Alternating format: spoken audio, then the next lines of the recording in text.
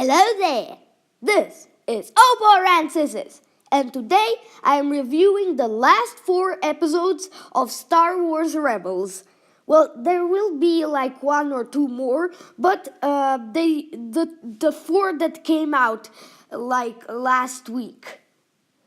I normally don't really review Rebels episodes, but these I just had to. They were phenomenal, and I just have to talk about them. So let's not waste time and start with the first episode, Jedi Knight. At first I thought that the episode was misspelled, since instead of Jedi Knight, like Jedi Knight, they wrote Jedi Knight, like night. You understand? Instead of knight, they just wrote night. But it turned out that the episode actually sort of was called that. This episode mostly focuses on Kanan Jarrus, aka Caleb Doom. One of the characters that we loved the most from all of the Ghost crew. We've come to love him. He was there from the very first episode, and he still is with us. However, of course this is going to be a spoiler review, you've been warned. Go away now because I'm talking right here. Of course, it's very sad that at the end of the day, Kanan just had to die, since there are sort of no Jedi in the original trilogy. And this was the episode where at the end, he died. His death scene was extremely tragic. It was so impactful that I nearly cried. Well, I kind of did cry, but not like really, but yeah. We'll talk about that a little more after that. First, I wanted to talk about the basic episode. Basically, Hera, the Twi'lek from the Ghost crew, who is the love interest of Kanan. Oh, maybe the episode is called Jedi Knight because he has a night with Hera. I'm just joking, guys. So, basically, they go to rescue her, like they do in every episode. Seriously, in almost every episode of Rebels, someone is captured. But anyway, Kanan basically tells Ezra that he must lead the group because Kanan has emotions for Hera that can sort of make the situation worse. They can ruin the operation, and that is why Ezra takes on the lead. We then see this very, very, very cool idea that the rebels sort of want to infiltrate the city, pretending to be those loaf bats, like those creatures with the wings. So they make gliders that really look like those bats to just infiltrate it. Meanwhile, Kanan cuts his hair and beard, and now he looks completely different. Meanwhile, Hera is being interrogated by Governor Price, aka the most evil woman ever. I mean, she just is so evil. She says, like, when Hera screams while being electrocuted, she's like, "You have a lovely voice, General Syndulla." Then Throne walks in. For those of you who don't know, Throne is like the cleverest admiral ever. And he's like, "Has she revealed the location of the rebel fleet yet?" And then Price just says the line that is like so evil again. "Well, I didn't begin asking questions yet." So she just interrogated her for fun without asking where the rebel fleet is. Terrible, that woman. basically Throne just speaks about how the Calicori, which is like the family tree sort of Hera's family, which he sort of stole from her in season 3. Now he is talking about her family, her brother who died at a very young age, and many people look deeply into it, like who was her brother. But I think it's just like it doesn't matter. It just expands the universe. We don't really need to know who her brother is, but of course it would be interesting. When the rebel gliders begin flying into the sky, there are some outstanding shots, such as this one, and this one, and this one. We then see a scene of Thrawn talking to the hologram of Grand Moff Tarkin. And basically, there is this serious conflict.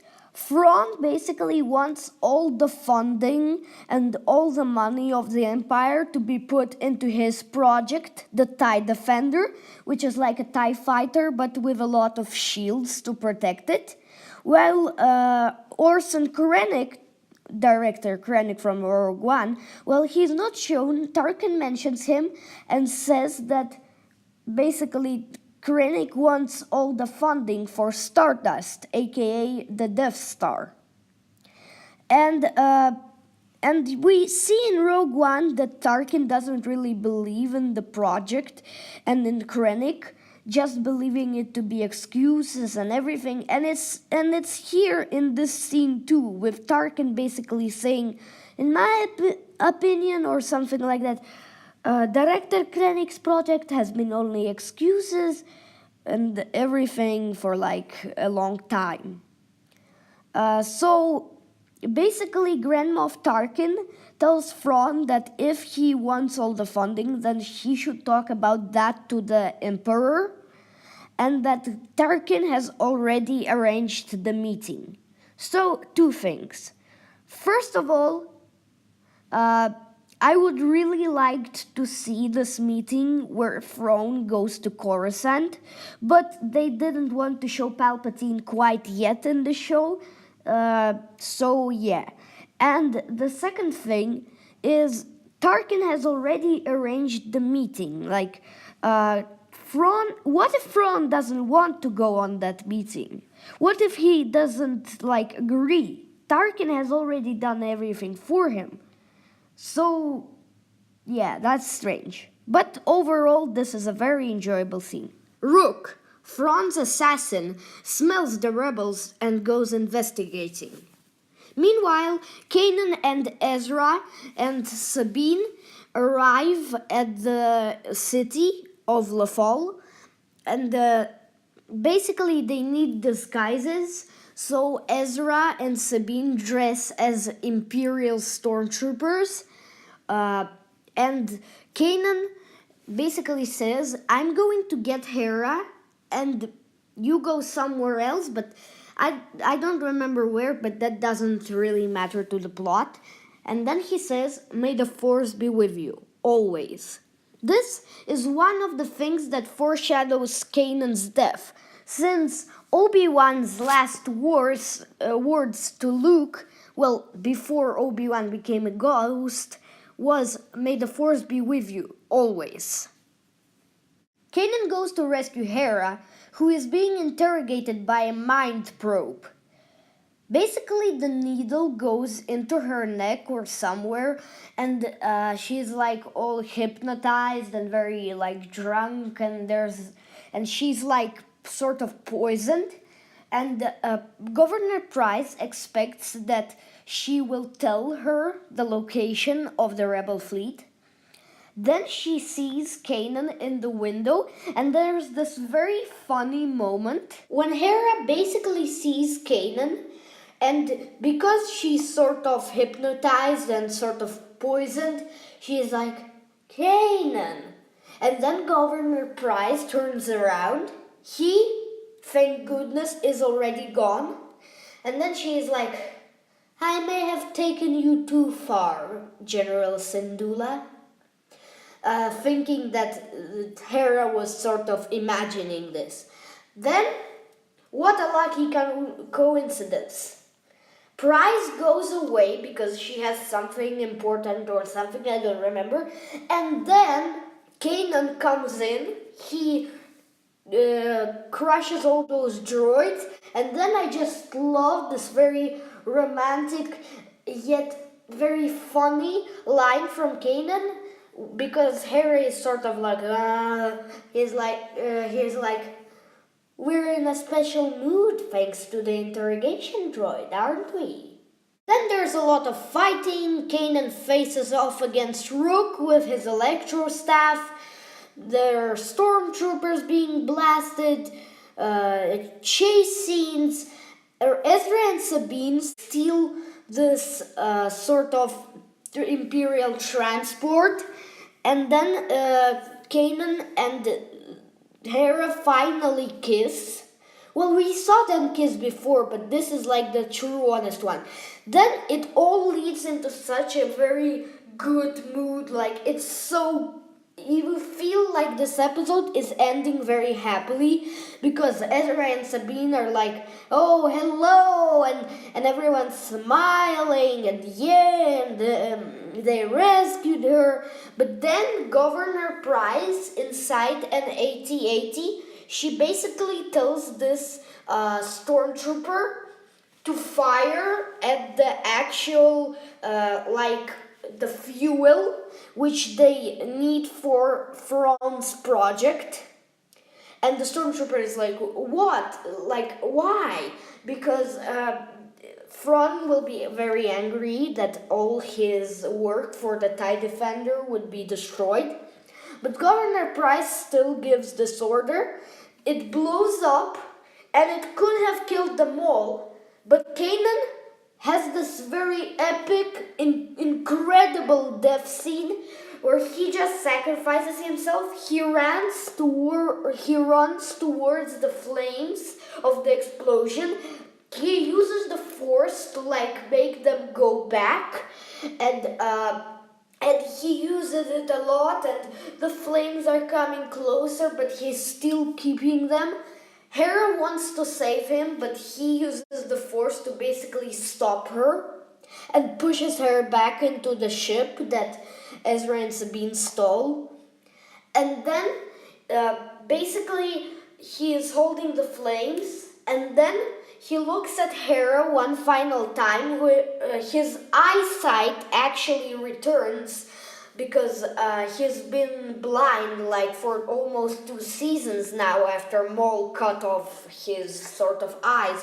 And it returns, and just when it does, the flames go over him and he pushes the ship far away.